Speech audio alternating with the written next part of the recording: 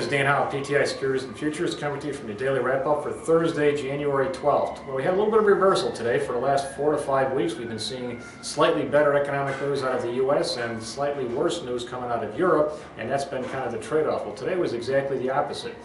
We had a relatively mild overnight range. The S&P's width of about 13 points, closed a little bit to the upside. Asia was down. Europe was up pretty good. And the reason Europe was pretty good is because the bond auctions in both Spain and Italy came in significantly better than expected, much better than the auctions in early December. So this is the first in a round. There'll be more tomorrow and also some more next week, but those numbers came in much better than expected.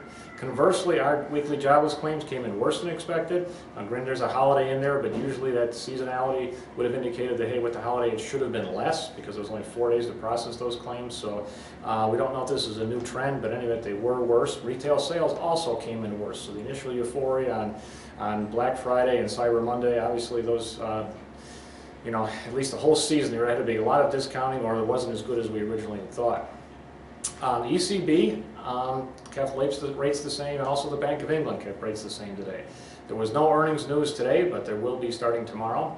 But in any event, we kind of chugged around, opened up and chugged around the unchanged line most of the day, but we did close up a little bit with a little bit of a late rally.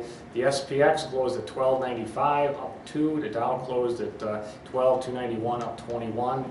NASDAQ closed up 13 at 2724. The 10-year note, and the 30-year took a little bit on the chin, so the yield went up a little bit. The 10-year note closed at 1.93 yield, up 3 basis points. Dollar weak, as you might expect, with a little bit more running into the stocks. So realistically, probably the best way of looking at the European situation was the Italian 10-year bond lost 35 basis points, dropped back below the 7% level, so closed at 6.63. So all in all, a good day for Europe. We took it a little bit here in the U.S. to be positive. Tomorrow we got JP Morgan's news before the opening, and we also have the Michigan sentiment during the day. So we have enough domestic news to keep us busy tomorrow. It's been Dan Howe, PTI Securities and Futures.